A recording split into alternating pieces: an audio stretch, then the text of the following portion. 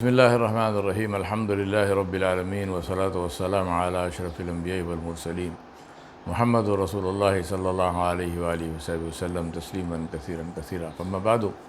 My dear brothers and sisters, in our class today on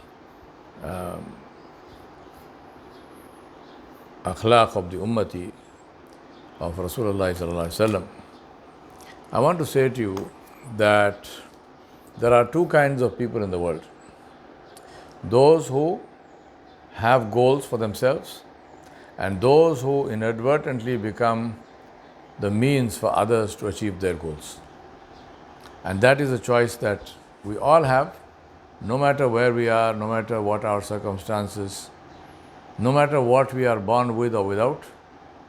We all have this choice. Whether we want to be somebody with a goal for themselves or we want to be the raw material for somebody else's goal. This is the choice that we have. And the sooner we make this choice and the sooner we pick a goal for our lives, the sooner we will be able to achieve that goal. Which means that we will have that much longer and that much more opportunity to achieve our goal. Now, having time is not just a matter of time. It's also the opportunities, and in the opportunity, we have to look at what we call in business language opportunity cost, which means the cost of lost opportunities.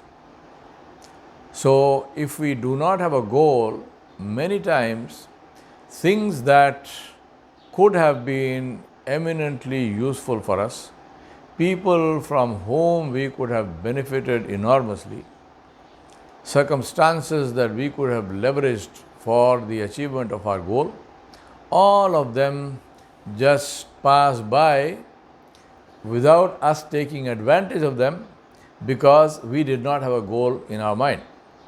And then later on in life, when you do get this realization and you do pick a goal, then very often you think back and say, oh my God, 5 years ago I met this person. And if only I had this thing in mind, I could have asked him those questions. Or some years ago there was this business opportunity and if only I had realized, then I could have achieved that.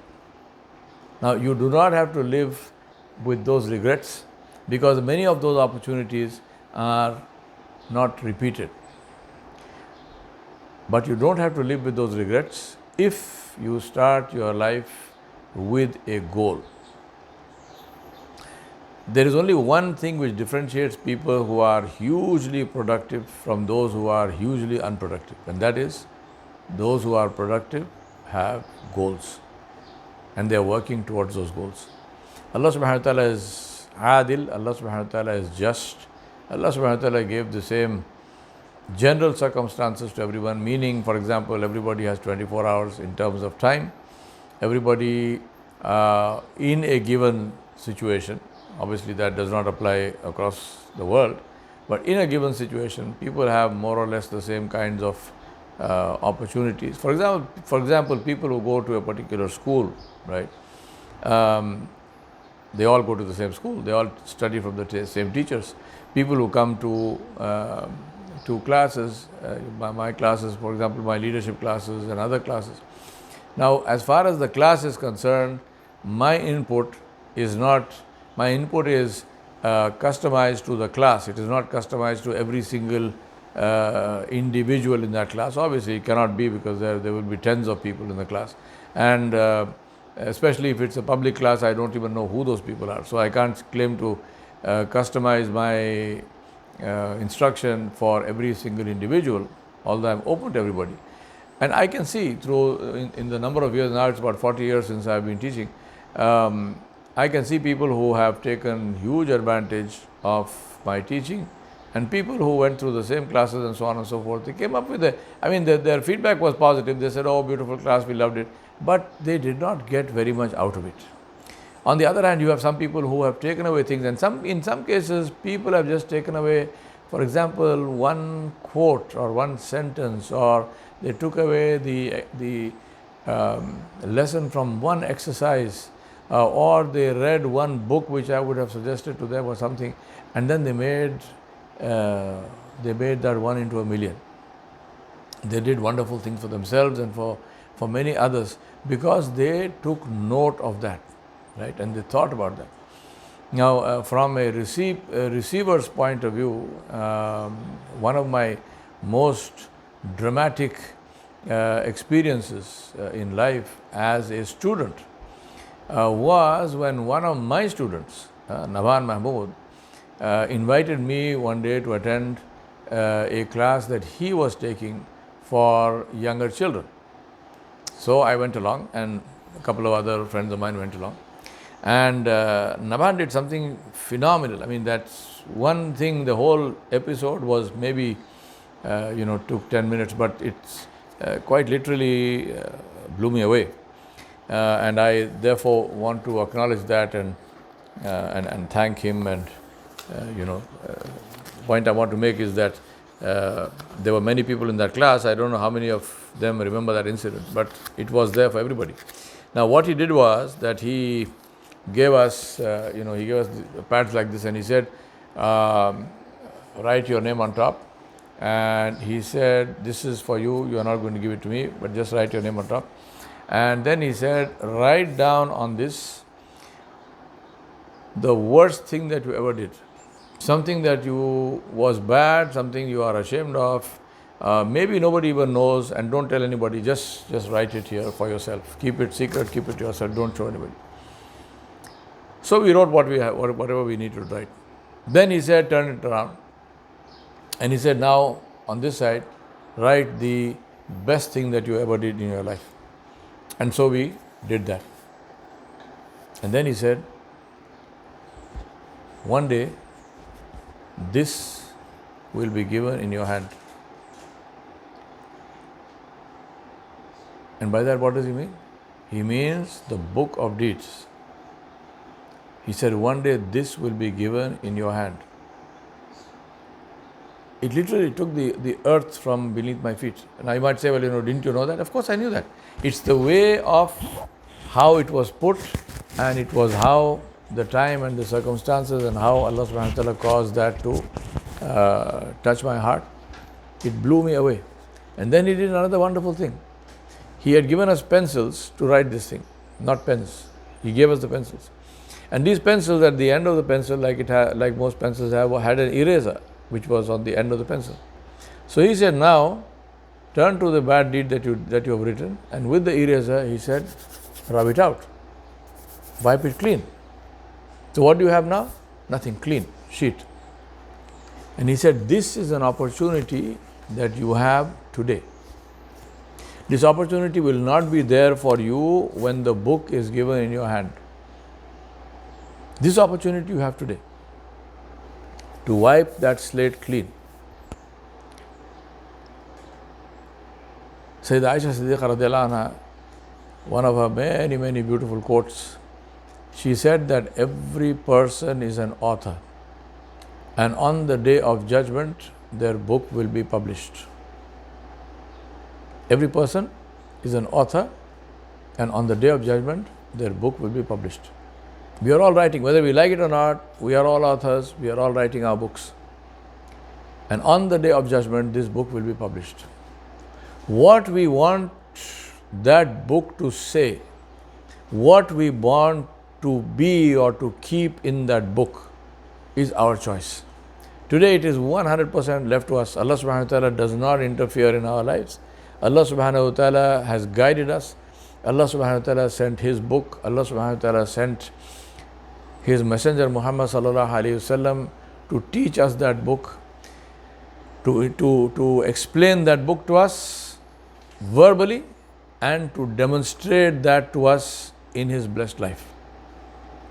As far as we are concerned, the class is over.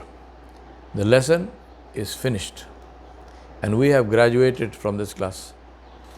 What we graduated with is left to us, because that graduation, what comes out of it, is left to us to prove in our own lives. So like Naban said, this is your book. You wrote whatever you wrote. But remember that you have an eraser. As long as you live, you have that eraser. No matter what you did, as long as you are alive, you have an eraser. Use it. Use it. If you do not use it, and if you submit that paper, if you submit that book with that bad stuff on it, even though you had an eraser, then believe me, you have nobody to blame. You cannot blame fate, you cannot blame anybody else. It is your responsibility 100%. You chose to do that. You chose first of all to do something bad, and then you chose to leave it there for it to be published and for yourself to feel the consequences of that. My brothers and sisters, I began by telling you that there are two kinds of people, those who have goals and those who don't have goals. Now think about what kind of goals. Most people, if you ask them, and I do this as this is part of my business consulting work, I do leadership development training, and one of the courses I teach is called life goal planning. So I tell people, write down your life goal, and they write down their life goals, and I tell them to share it with the class if they want, and or I won't say everybody, but practically everybody who writes a life goal, writes a goal that has to do with name and fame and money and a life of luxury. Alhamdulillah, nothing wrong with that. Islam does not prevent you from earning well. Islam does not prevent you from living well. Islam does not glorify poverty or suffering. Islam does not tell you that you must necessarily face suffering. No. By all means, live well and so on and so forth. Question is not that. Question is, what is the significance of that? So my question to you when I'm talking about the goal is, when you pick a goal, ask yourself, name, fame, money, or contribution and significance. Now, the two are not always mutually exclusive, but sometimes we have to make a choice. What will you choose? Let me give you some names. Take Michael Jordan, Kobe Bryant, Cristiano Ronaldo, Lionel Messi, Sachin Tendulkar for my cricketing fans, right? And think of all the other cricketer names. Think of the tennis players. I've got nothing against sport. I believe sport is a very good thing. But my approach to sport is very different from a lot of people. My approach to sport is in two ways. One is play the sport, not just watch it and yell yourself hoarse. Play the sport. And secondly, ask yourself, what do I learn from the sport? Because that's an angle of sport, especially team games, which is hugely beneficial, which most people don't get, because they are only focused on the competitive part of it. So you have these names, and you can add to this, and obviously you can add all the pop stars and the film stars and whoever else you want to add to it. Who are these people? These are people whose faces are recognized, whose names are recognized, who have millions of fans, who endorse products which sell in millions. These are the people who make millions. These are the people who have huge followings. These are the people who live the high life, mansions, yachts, private jets, fancy cars, right? And one day they die, like everybody dies. And if you ask a question after they are gone, what was the significance of the life of this person? What was the contribution this person made? I won't say they did not make any contribution. I'm going to ask you to think about that yourself and answer the question yourself. What is the contribution that person made? That pop star, that film star, that sports icon.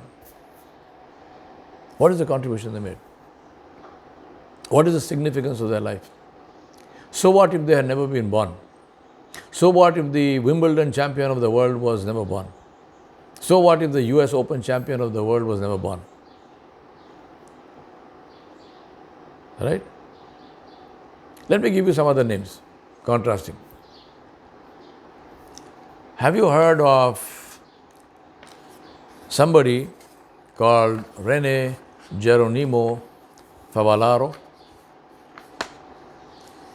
Who was Rene Geronimo Favallaro?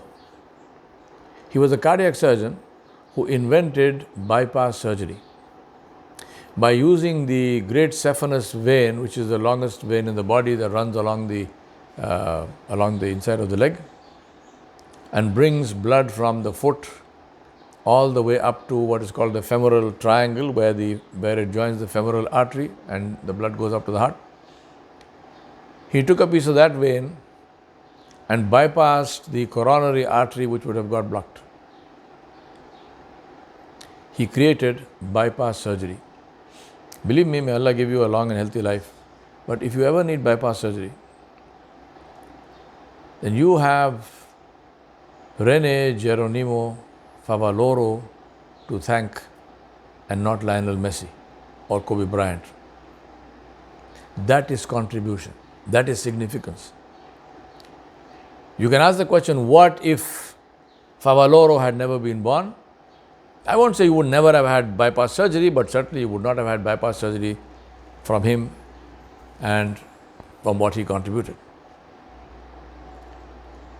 Which is more important? Kicking a ball in the goal, or giving a person a new lease of life? Of course, the life comes from Allah subhanahu wa ta'ala. The duration of it comes from Allah subhanahu wa ta'ala. But we are talking about the quality of that life. We are talking about helping somebody who is mortally ill. Which is more significant? Hitting the ball over the net in center court in Wimbledon, or bypass surgery? Have you ever heard of another man called Christian Barnard and his black African assistant called Hamilton Naki? This person and this pair, Christian Barnard was the surgeon who performed the first human heart transplant, first successful human heart transplant, human to human, in the Good Shore Hospital in Cape Town, in South Africa. What if Hamilton Naki had never been born? What if Christian Barnard had never been born?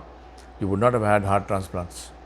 You would have had from somebody else. I mean, don't get into the, into an argumentative mode with it, because I know I'm responding in advance to some of the comments that I sometimes get from people who can't see beyond, who do not know how to understand examples. Fame or contribution and significance. That is the choice that you need to make when you set up goals for yourself. Now, the thing I want to say to you is this. How do you do that? How can you set a good goal for yourself? And the answer is by living thoughtfully, by living deliberately. Because as I said many times before, to live is not simply to draw breath. Breathing is not living. Somebody who is in a coma on a ventilator is also breathing. He is alive. He is not dead. You won't take him and bury him, right? But what's his contribution? There are many people in this world who are walking and talking and eating, but they are living as if they are in a coma. Zero contribution. They're just breathing. My question to you is, I won't say do you want to be like that, because you don't, I'm sure.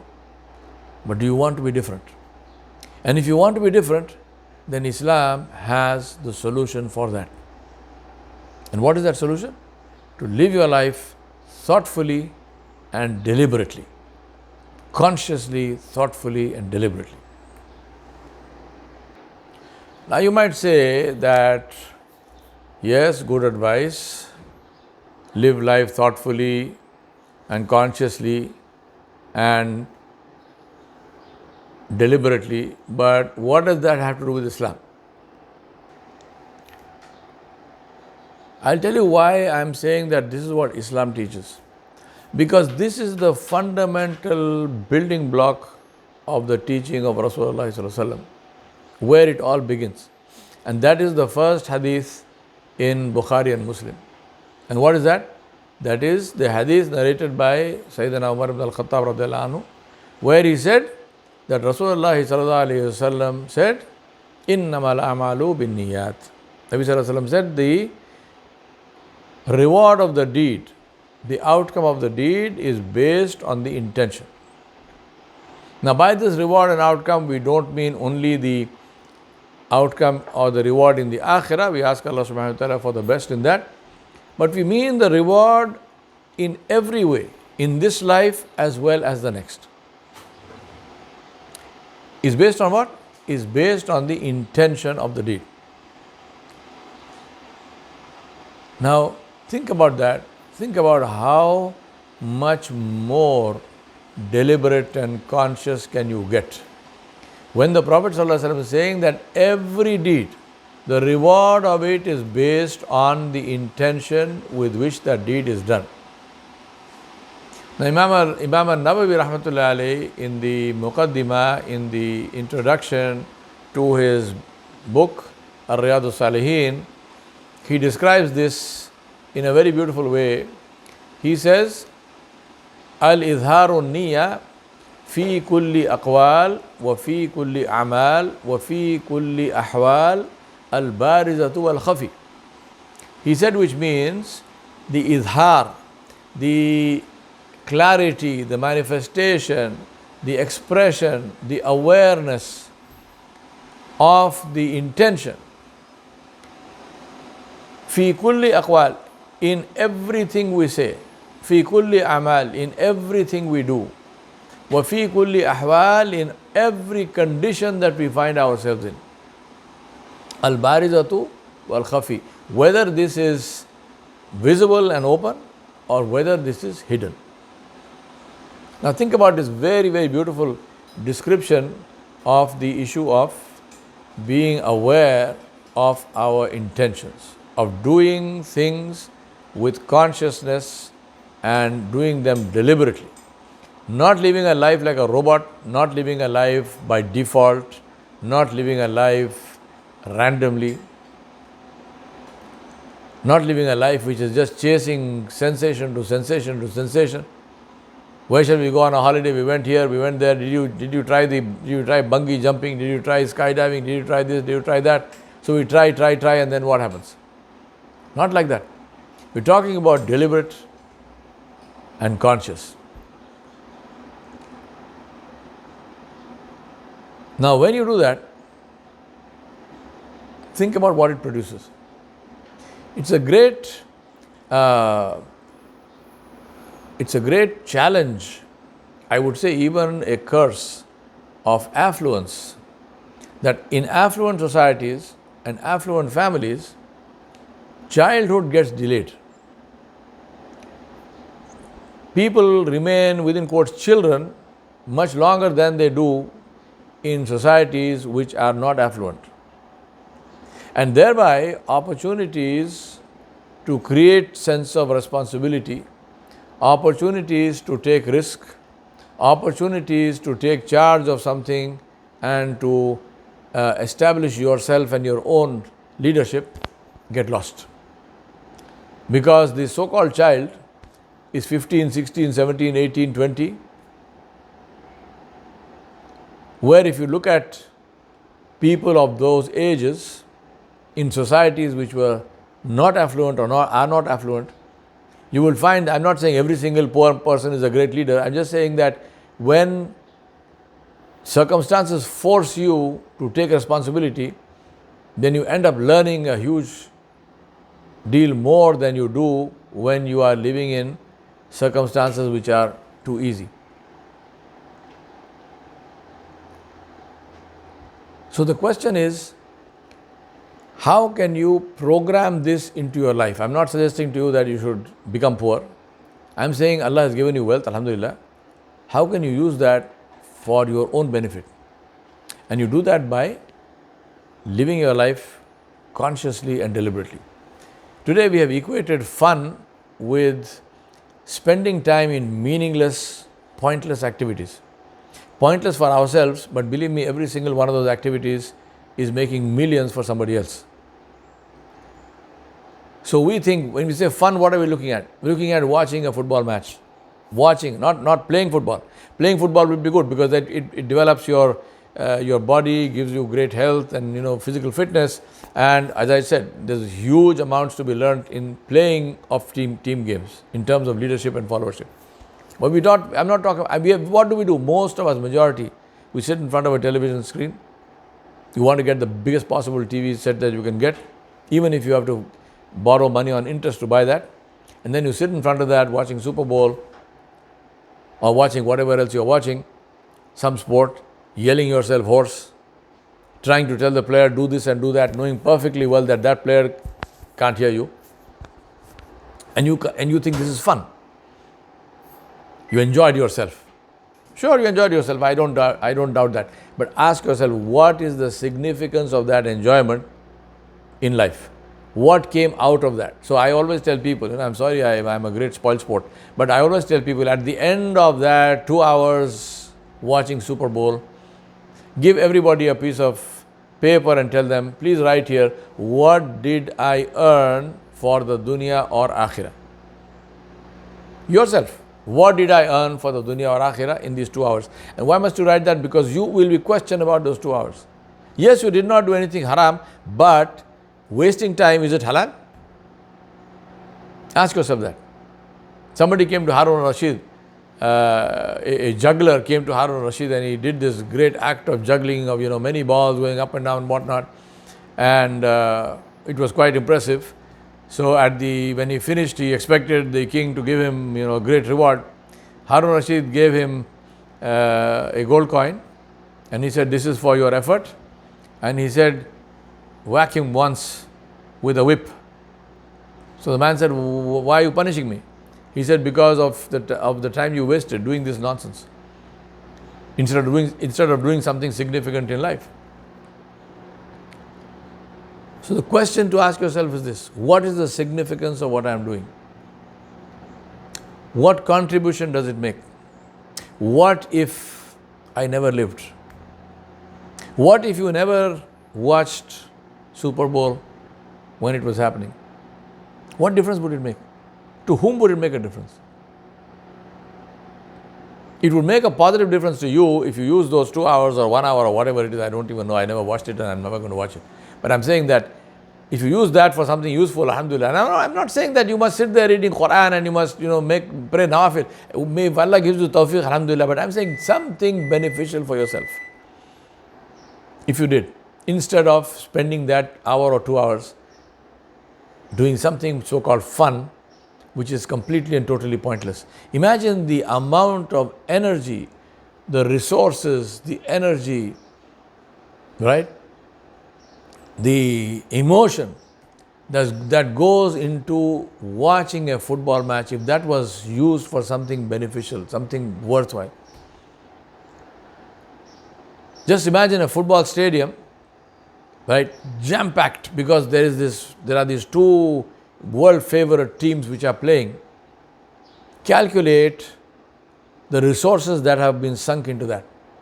I'm not talking about the cost of the stadium. I'm talking about the people who went there. Calculate their fares, the money they spent to reach there. If they are staying overnight in a hotel, what is the hotel? What do they pay for the hotel? Their ticket money. And then calculate, if you can, the energy, the emotion that goes into that match. And imagine if all of this, instead of that, had been spent on feeding the poor, on alleviating the suffering of somebody who is desperately in need. What would be the significance of that? Those football players are being paid in millions. Why? Because they can attract all these mindless creatures to come and sit there and scream and yell their guts out. Because somebody now is making money out of that, and the money that person is making is enough to pay millions to these people who are kicking a ball around a field. Imagine if that match never happened. Imagine if none of the football teams ever existed. None of the basketball teams, none of the cricket teams, none of the tennis players. If there was any of these games just didn't exist, what would be lost? What would be lost?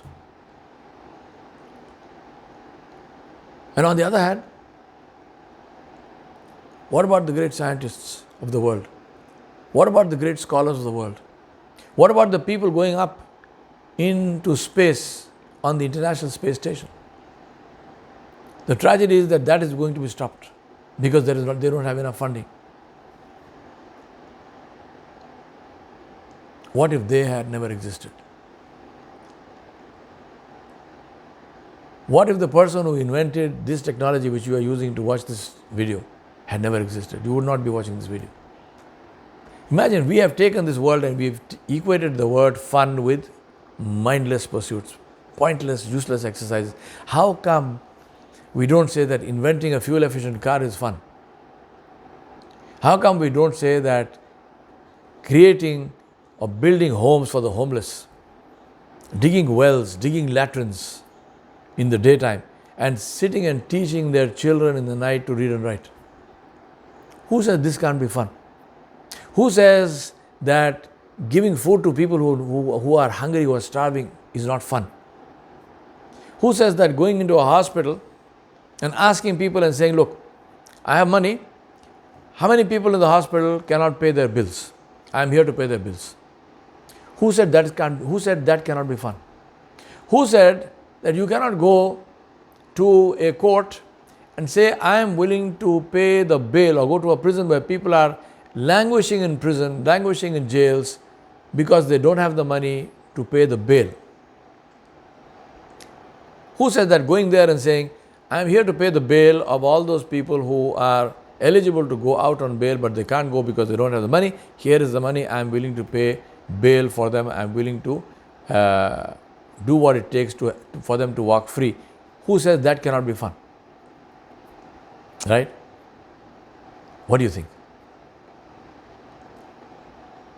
I will tell you, that is a million times more fun than mindlessly watching somebody kicking a ball around on a field or hitting a ball over a net. This is what we have done to ourselves.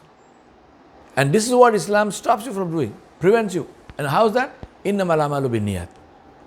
Because what is the condition, what is the criterion of the right niyyah? What should be the right niyyah of the Muslim? To please Allah subhanahu wa ta'ala, right? Every action, the best niyyah is, I am doing this to please Allah.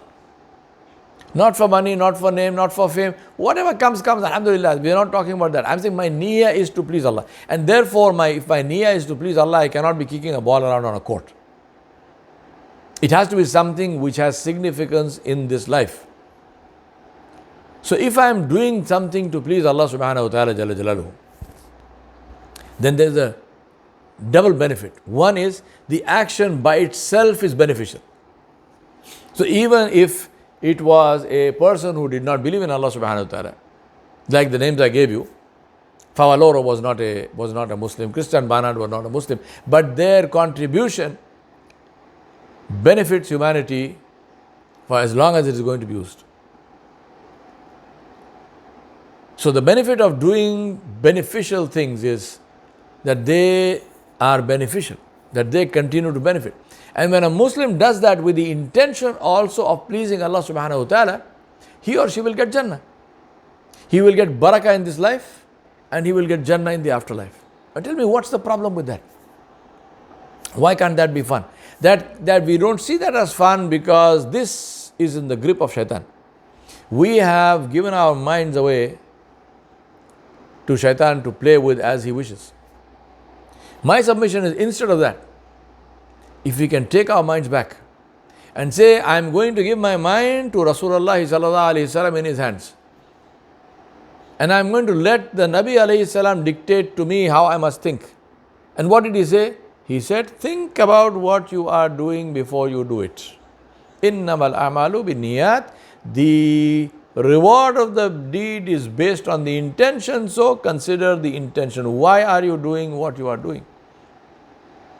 See the beauty of that. Even the best of deeds, even ibadah, the best of ibadah is fard salah. If that fard salah is done with the intention of impressing people, then there is no benefit in it.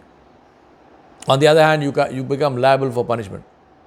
That is how important intention is. Intention is more important than the action, because the intention determines the outcome of the action. Even the best of actions with the wrong intention not only will give no benefit, but it can actually harm. And even the most, not evil action obviously has no benefit, but even the most so-called insignificant action. Rasulullah sallallahu alaihi wasallam told us. And may Allah bless the Prophet sallallahu alaihi wasallam for these beautiful and so graphic examples. He said Allah subhanahu wa ta'ala gave Jannah to a man. He forgave that man's sins and gave him Jannah because he gave water to a thirsty dog. Now you might say, what is so significant about giving water to a thirsty dog? We are talking about something about helping somebody in need, even if that somebody is not even human, is a dog, is an animal. Allah subhanahu wa ta'ala places so much importance on that Allah subhanahu wa ta'ala granted the person Jannah. Rasulullah sallallahu alaihi wasallam said, somebody who plants a tree and this tree bears fruit, then Allah subhanahu wa ta'ala will give reward to that person who planted the tree for everything which benefits from the tree. From a person who takes shelter under the shade of the tree, from the animals and birds which eat from that tree, from the humans who eat from this tree and so on. Allah will continue to benefit that person who planted the tree because of all the other creatures who are benefiting from that particular tree. This is the power of intention. So ask yourself, why do I do what I do? And therefore, this also gives us two other things. One is, this is a shield. This is something that protects us against evil, protects us from sins, because obviously, even a person with a dot of Iman cannot continue to sin deliberately when he is thinking about it. Right? Maybe I want to go and slander somebody, maybe I want to go and bad talk somebody, backbite somebody, but then I am conscious of the intention and I am asking myself, what is my intention of doing this? And what is the intention for a Muslim? That Allah should be pleased. So is Allah going to be pleased if I bad talk someone, if I backbite somebody? Of course not. So what do? I do not backbite anybody. So the thought itself perishes, the thought itself dies because I was conscious, because I was thinking about my intention. So therefore intention becomes a shield for us, shields us from all evil, because no Muslim will ever consciously do something negative. No Muslim can consciously do something which is bad. Rasulullah sallallahu alaihi wasallam said, he is not a Muslim, he is not a believer, he is not a believer, he is not a believer. They asked him, Ya Rasulullah, who is not a believer? He said, the one from whose tongue and whose hand his neighbor is not safe. Whoever the neighbor might be. The neighbor might be Muslim, maybe non-Muslim, may not even be human. The neighbors might be the animals and birds, might be the environment, might be the trees. Whoever is the neighbor of the person, if that neighbor is not safe from the tongue and the hand of the person, Nabi sallallahu alaihi wasallam said, he is not a believer, is not a believer, is not a believer. That is the power of intention. It saves us and protects us from sin.